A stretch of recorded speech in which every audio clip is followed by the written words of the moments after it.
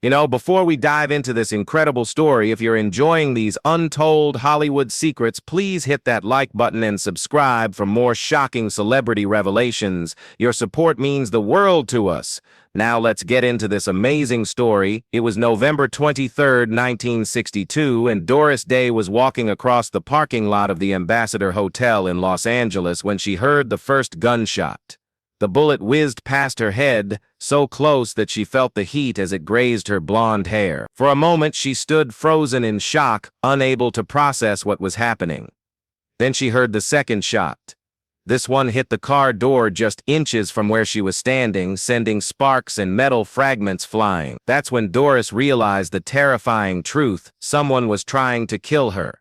What happened next would become one of Hollywood's most closely guarded secrets. The assassination attempt that nearly ended the life of America's sweetheart, and the conspiracy that followed to cover it up. Now, let me back up here and explain how Doris Day, the wholesome singer and actress beloved by millions, ended up being hunted by a professional killer in a Los Angeles parking lot. The story begins 3 months earlier, in August 1962, when Doris made a decision that would put her life in mortal danger.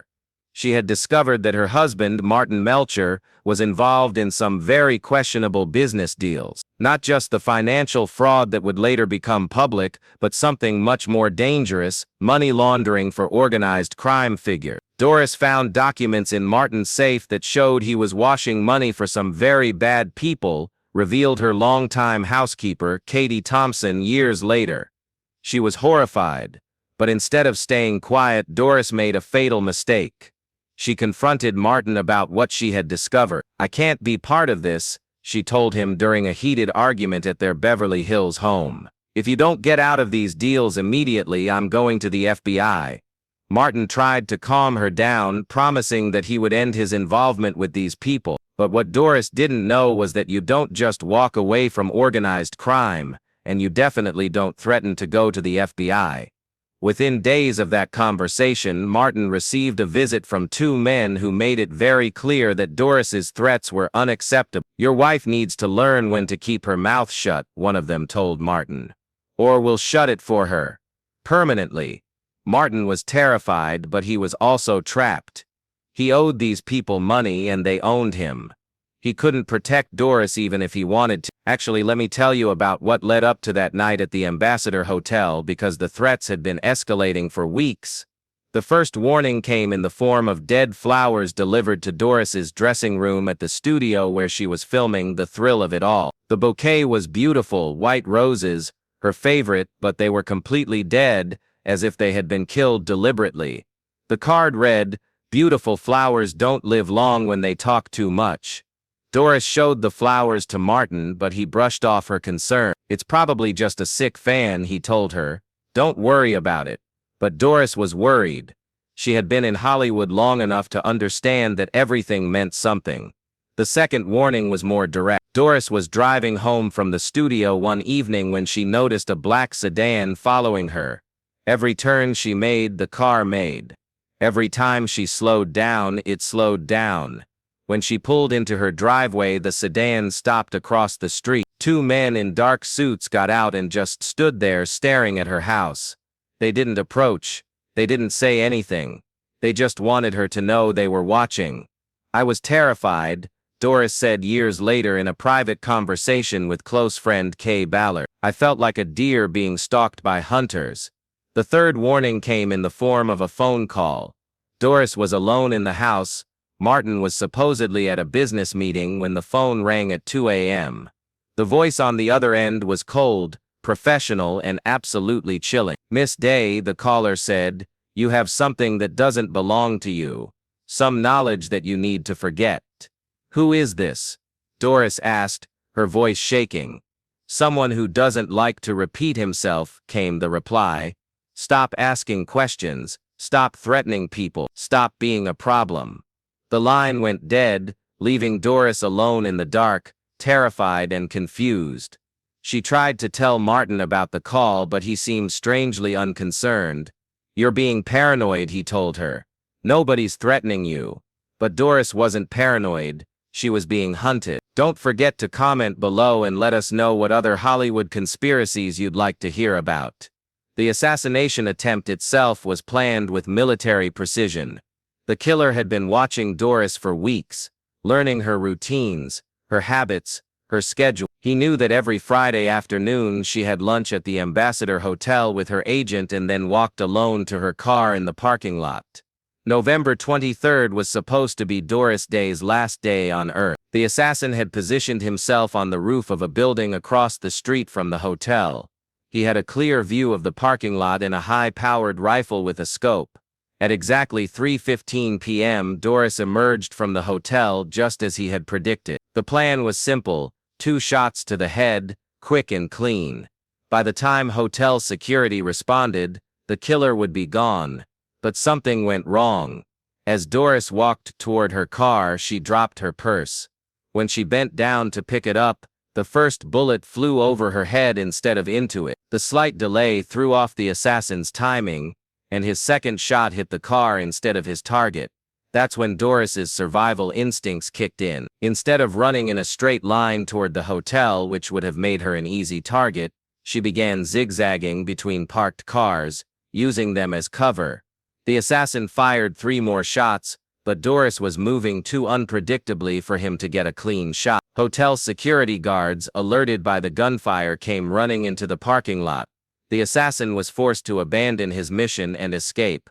By the time police arrived at the scene, Doris was in shock but alive. The gunman was gone without a trace. But here's where the story gets really interesting and really scary. The police investigation was shut down almost immediately.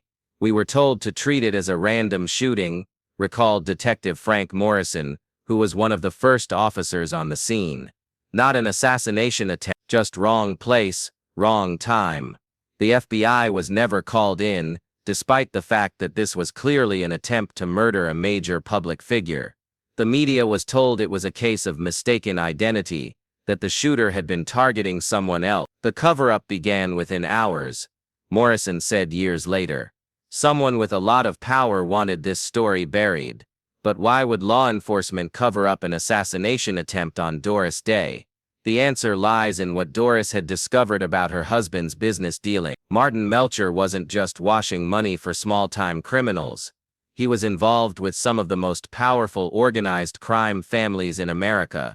People connected to figures like Sam Giancana in Chicago and Mickey Cohen in Los Angeles. If it became public that these criminals had tried to kill America's sweetheart, it would have triggered a massive federal investigation that could have brought down dozens of organized crime figures. Too many important people would have gone to prison, explained crime historian Robert Lacey. The assassination attempt had to be covered up to protect a lot of very powerful criminals. But the cover-up came at a terrible cost to Doris. She was forced to remain silent about what had really happened to her. She couldn't tell her friends, her family, or the public that someone had tried to murder her. Doris was told that if she ever spoke publicly about the assassination attempt, they would try again, revealed Kay Ballard. And next time, they wouldn't. The psychological impact on Doris was devastating. She became paranoid, reclusive, and deeply suspicious of everyone around her. She hired bodyguards but couldn't tell them why she needed protection. Most tragically, she realized that her own husband had essentially signed her death warrant by getting involved with organized crime. Doris never trusted Martin again after that, said Katie Thompson. She knew he had put her life in danger, and she could never forgive him for that. The assassination attempt also explained many of the strange decisions Doris made in the following year. Her increasing reclusiveness, her reluctance to appear in public, her insistence on controlling every aspect of her career, all of it was driven by the knowledge that powerful people wanted her dead. Actually, let me tell you about the most chilling part of this whole story. The assassination attempt wasn't a one-time event. It was the beginning of a campaign of intimidation that lasted for years. Even after the failed shooting, Doris continued to receive threats. Dead animals were left on her doorstep. Her phone lines were tapped. Strange men would follow her when she went shopping. She was living in constant fear, said Dr. Eugene Landy, a psychiatrist who treated Doris during this period. She was suffering from what we would now call post-traumatic stress disorder. The stress of living under constant threat contributed to many of the health problems that plagued Doris in later years.